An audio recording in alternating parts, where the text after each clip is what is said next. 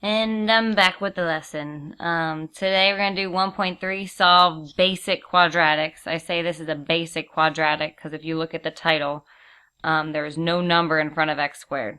So it's just going to be x squared plus bx plus c, no a. And we're going to start by factoring a GCF, or what I call undistributing. We all know a GCF is a greatest common factor. When you distribute something, you're multiplying in that common factor. What we are going to do today is focus on getting that common factor out. And we're always going to undistribute first.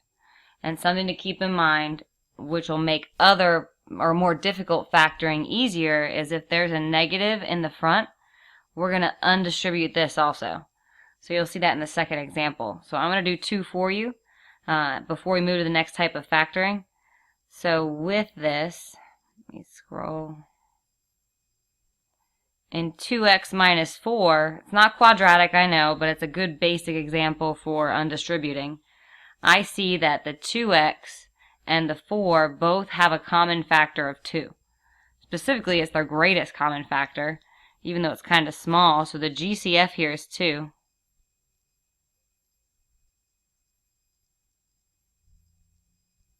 And I can undistribute that GCF. Just like we distributed in the shark bait, I can undistribute it. So the 2 is going to come out in front, and when we distribute, we multiply. So when I undistribute, I'm going to divide it out. So the 2, I'm going to divide from the 2x. That'll leave me with just an x. The 2 I'll divide from the minus 4. It'll leave me with just a minus 2.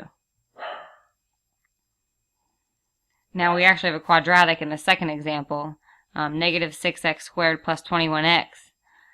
I see here the negative in front, so I definitely want to get that negative out.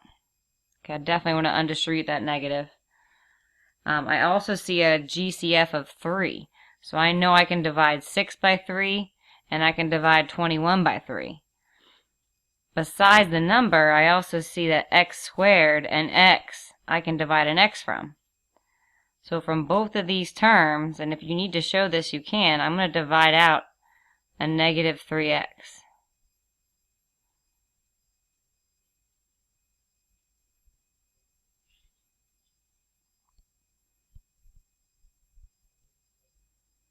And when I do that, it comes out in front. It doesn't just disappear. I'm undistributing it. Just like when we distributed it, it doesn't disappear. It just becomes part of that term. So I'm undistributing a negative 3x. It comes out in front, and I'm left with a 2x. And I'm left with a minus 7. Both of these expressions are completely factored, and all I factored out was a GCF. One of these just had a number, the other had a number and a variable. It'll come up again.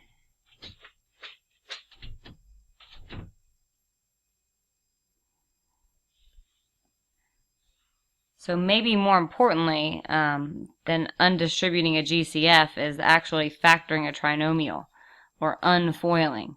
We foiled in the shark bait, or we multiplied something that looked like this and turned it into a quadratic expression, like x squared plus bx plus c.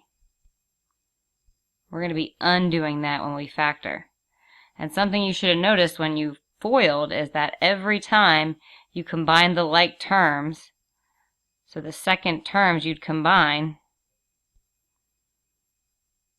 so when you do x times n and the m times x, you'd always add those two terms. Something else you should have noticed is that when you multiplied the first and the last, you'd always end up with x squared and whatever m times n was at the end, where you couldn't combine. So it was always the middles that you could combine. We're going to use that same principle to unfoil. So for example, this seems a little complicated. The sum of m and n must be equal to b, and the product of m and n must be equal to c. It's easier than that. When we do this, we're going to end up with a FOIL problem. For now, the only way to get x squared is x times x. So I know when I'd FOIL, I'd have to have that x times x to give me that x squared. What's going to matter to us are these numbers for now. So for now, these two numbers, they must multiply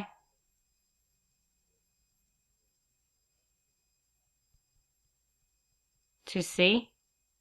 So in this case, they have to multiply to 20, and they have to add to B, the middle term.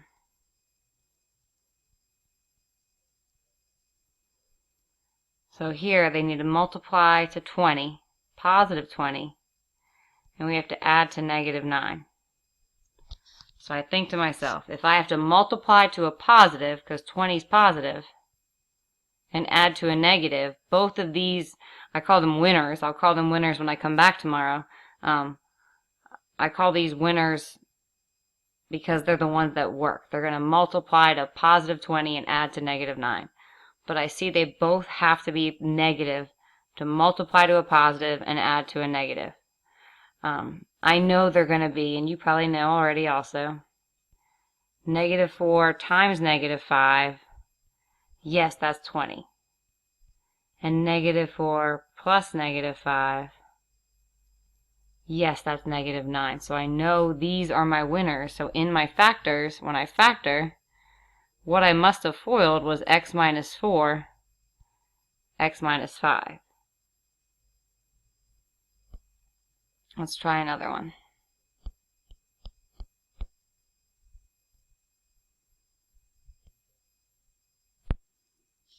So in example B, if I want to unfoil this, again, I want something that starts off looking like a foil problem from the shark bait. For now, I know the only way to get x squared is if I start with x and I have another x in the other group. What's going to matter is what we pick to come second in both groups. To figure that out, I want two numbers in this case that multiply to negative 12, and they have to add to positive 3. So let's think about it. Let's try a pair that doesn't work. So I know if I multiply to a negative, they have to be opposite. So let's try negative 2 times positive 6. Because yes, that multiplies to negative 12. But if I were to add those two, negative 2 plus 6, that's 4. I don't want that. I need to get 3. So I'm going to try a different pair. Let's try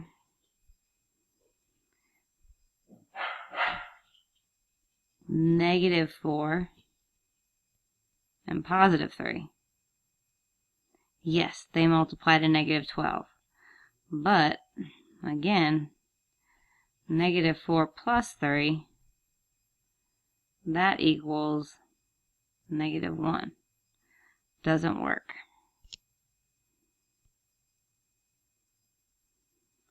I got them all except for 1 and 12. Let's try 1 and 12. I think this is unfactorable. So 1, negative 1 times 12.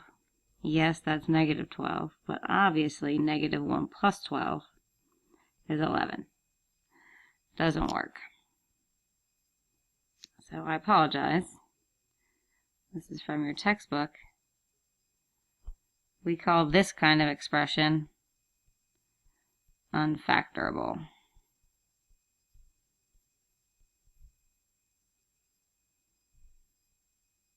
Rah.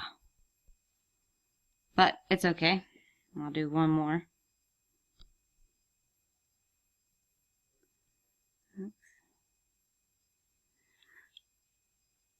And some of these might be unfactorable. Let's try this number 1. And then I'm going to pause and let you try 2 and 3 on your own.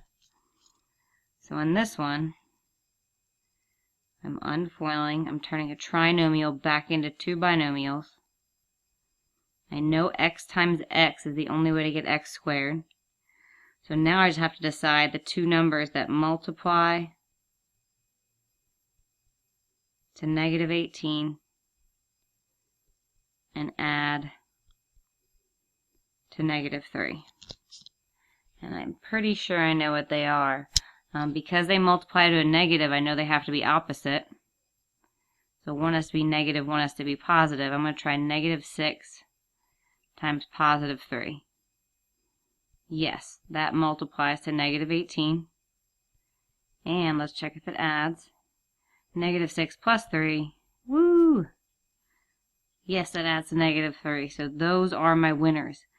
Negative 6 and 3 are my winners. So my first group is x minus 6. My second factor is x plus 3. And if I don't trust myself, I could multiply it all back out. I could do x times x. Yes, that's x squared. X times 3. Yes, that's 3x minus 6 times x. So 3x minus 6x is negative 3x. And then last, negative 6 times 3. Yes, that's negative 18.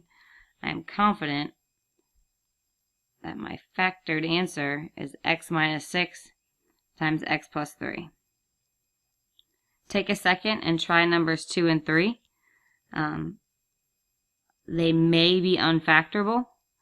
Actually, looking at them right now, I can see that one of them is unfactorable. So go ahead, give it a try. I'm going to pause. Or you could probably pause your video and then come back and I'll have the answer. Here are the answers to 2 and 3. Number 2 is unfactorable. Number 3, the two numbers that multiplied to negative 63 and added to positive 2 were 9 and negative 7. So my factors were r plus 9, r minus 7. Now you could have, and this is a common question, this is also a correct answer. You can have the factors switch. That's fine. That's true also. So this is the commutative property for multiplication. You can have the r minus 7 first or second. Okay, as long as their two factors are r plus 9 and r minus 7, it does not matter what order they come in. And you're correct. I take a break right now and you can work on some of the homework before you watch the next video. In the next video, we'll move into some special patterns and some solving by factoring.